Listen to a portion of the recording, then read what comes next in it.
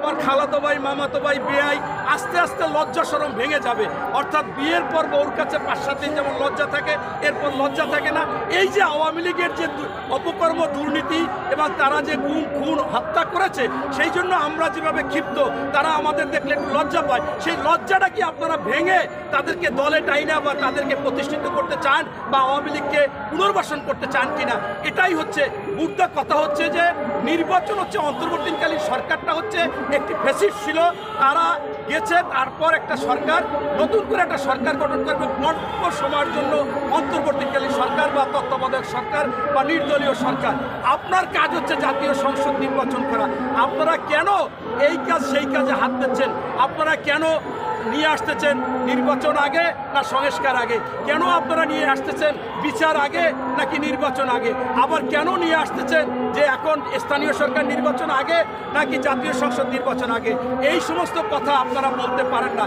এই কথা বলা মানে তাহলে মুরগির সাথে বসবাস করতে হবে। মুরগি আগে না ডিম আগে? পৃথিবীর সৃষ্টি থেকে এই মনে করেন তর্ক বিতর্ক চলে আসছে। তাহলে সেইটা যদি এখন পর্যন্ত কেউ প্রমাণ করতে পারেনি, এই প্রমাণ করার জন্য আমাদের তাইলে মুরগির সাথে বসবাস করতে হবে, ক্ষোভে বসবাস করতে হবে, বসবাস করে বলতে হবে মানুষের দাবি, জনগণের দাবি। তারা 16 বছর ভোট দিতে পারে না, তাদের ভোট অধিকার চায়।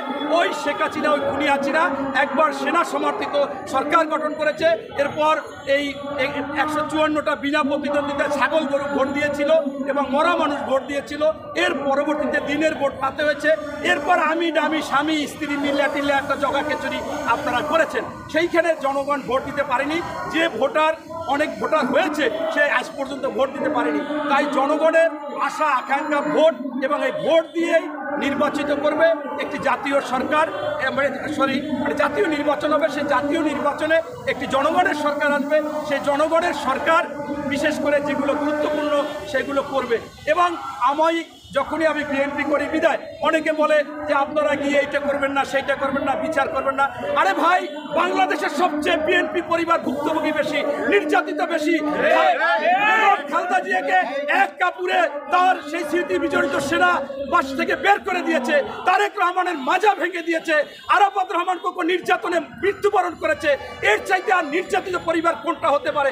65 লক্ষ লোকের নামে মামলা, আমাদের গুম করেছে, খুন করেছে, আমাদেরকে নির্যাতন করেছে, রিমান্ডের পর রিমান্ড, এক একজনের নামে 50, 60, 100টি মামলা, 65 লক্ষ লোকের নামে মামলা। এরপর আমরা কি ভুলে যাব ওই খুনি হাসিনার কথা, ওই গণহত্যাকারী হাসিনার কথা, যাকে জাতিসংঘ স্পষ্টভাবে ঘোষণা করেছে যে সে গণহত্যাকারী, সে মানবাধিকার লঙ্ঘন করেছে এবং তার বাংলাদেশে বিচার হতে হবে। ইতিমধ্যে আপনারা দেখেছেন ভারতের 7 সিস্টারের মধ্যে একটা জরিপ হয়েছে, 55% ভারতের লোক বলেছে যে এই খুনিকে, এই স্বৈরাচারীকে, এই ফ্যাসিস্টকে, এই দুর্নীতিবাজকে, এই অর্থ পাচারকারীকে, এই গণহত্যাকারীকে আমরা ভারতে রাখবো না, একে বাংলাদেশে পাঠিয়ে দিন, তার বিচার হোক। আপনারা গতকালকে দেখেছেন যে আপনার ওই যে বলতো খেলা হবে, খেলা হবে, কে বলতো? ওই কাদের বলতো, ওই শামীম ওসমান বলতো, আরও 2-1 জনে বলতো খেলা হবে। এবং শেখ হাসিনা লাস্টে বলেছে যে আমার ছাত্রলীগই যথেষ্ট। সেই ছাত্রলীগের একজন নেতাকে কালকে দেখলাম বোরকা পরিয়া মেয়েদের মধ্যে ছিল, সেইখান থেকে পুলিশ টানা হেঁচড়া করতেছে এবং আওয়াজ করতেছে, মেয়েদের মতো কথা বলতেছে, মানে বোঝে যে এটা মেয়ে মেয়ে। শেষ পর্যন্ত বোরকা টোরকা খুলে দেয় যে এটা আস্থা একটা পুরুষ। তাই এই ছাত্রলীগ যে খেলা হবে, খেলা হবে কি অবস্থা সেইভাবে ধরা হচ্ছে এবং ধরতেছে। অতএব এই বাংলাদেশে যে যাই বলুক, আন্তর্জাতিকভাবে জাতিসংঘ বলেছে এই গণহত্যাকারী আওয়ামী লীগ, এবং অন্যভাবেও বাংলাদেশে বলেছে। তাই আমরা মনে করি এইটা কোনো বিষয় না। বাংলাদেশে এই আওয়ামী লীগ 2-4 টার্মে কোনো রাজনীতিতে আসার সুযোগ নাই। এবং আমাদের বিএনপির কথা যে যা বলুক, আমরা বলেছি আগে শেখ হাসিনা বা আওয়ামী লীগের বিচার হবে।